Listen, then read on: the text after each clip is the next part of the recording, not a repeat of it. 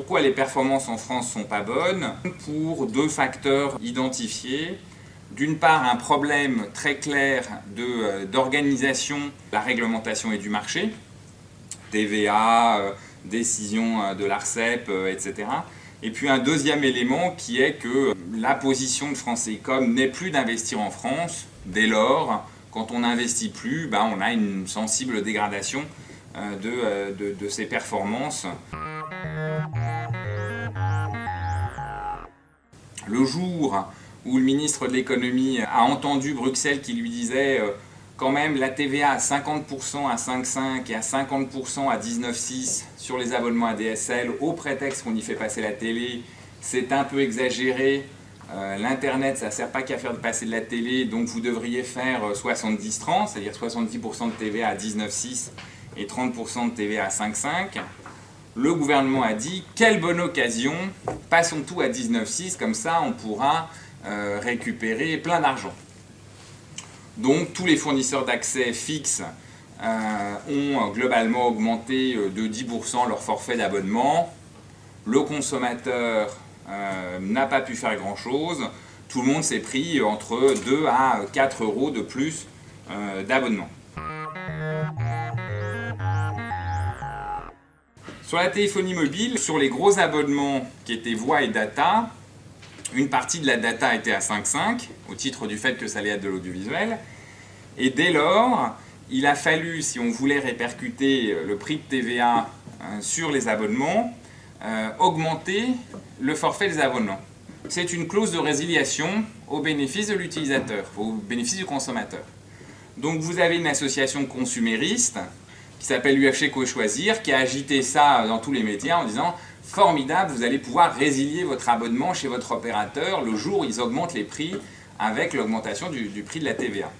Mais dans les mobiles, les gros abonnements en particulier, prenant à l'intérieur de leur prix une partie de la subvention du terminal, vous achetiez votre iPhone en décembre, en février vous résiliez, c'était formidable, vous pouviez avoir un autre iPhone pour rien du tout.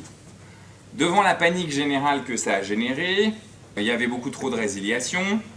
Au bout de quelques jours, les opérateurs SFR et France Télécom ont décidé de dire nous ne répercutons pas le taux de TVA et donc nous ne répercutons pas l'augmentation sur nos clients, nous le prenons pour nous. Donc la résultante, c'est que ça a introduit une baisse de chiffre d'affaires et donc une baisse de marge.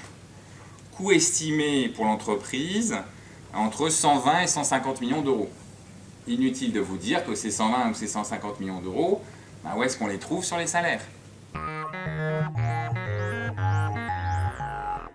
Donc on se retrouve dans une situation où d'un côté on a un actionnaire qui nous dit toujours plus, en tous les cas pas moins, 1,40 €, donc verser 3,7 milliards de dividendes, et puis de l'autre côté des taxes, donc pour des questions consuméristes on se retrouve à supporter la charge, la seule variable d'ajustement au milieu, c'est les salaires, donc c'est la raison pour laquelle il va y avoir une très forte tension cette année sur l'ensemble des éléments de la rétribution et les parts variables devraient s'en ressentir très sévèrement. Deuxième volet, pourquoi le marché se porte mal? Parce qu'on arrête d'investir. Donc l'exemple le plus marqué sur cette absence d'investissement, c'est qu'on a en France 150 000 abonnés à la fibre. C'est-à-dire qu'on est globalement, je crois, sur une trentaine de pays, le 27e ou 28e pays. On peut donner plusieurs raisons. La première, c'est qu'on a un contexte réglementaire de cintré où chaque fois qu'on fait quelque chose, vous avez soit Bruxelles, soit le gouvernement, soit l'autorité de la concurrence, soit l'ARCEP qui décide de faire du chalala dans les médias et d'y dire qu'eux se préoccupent quand même du bonheur éternel que la libre concurrence introduit. Donc l'autorité de la concurrence n'a rien trouvé de mieux que de dire qu'il fallait découper France Télécom en deux. On s'est retrouvé avec une instabilité qui a été créée pour France Télécom qui a décidé de diminuer ses investissements. Les autres se sont dit super, la découpe de France Télécom en deux, ça permettra d'avoir fibre de France, donc on investira moins et attendons. Donc ça c'est le premier élément, un contexte réglementaire extrêmement instable. Le deuxième élément, c'est que investir sur la fibre est beaucoup moins rentable en rendement sur capital investi. Donc investir sur la fibre rapporte moins qu'investir dans un pays émergent. Dès lors, quand on a des dividendes à livrer, il vaut mieux investir en Irak, au Maroc ou dans d'autres pays. Et là, on a un meilleur rendement sur capital investi, alors que la fibre, bon, bah, c'est un marché de substitution par rapport à la DSL, donc on ne gagne pas beaucoup. Donc on préfère utiliser notre cash à investir dans des pays à l'étranger de la France. D'où des performances qui se dégradent sur le marché français. Et donc, bah, de nouveau, seule variable d'ajustement, les salaires qu'on tient.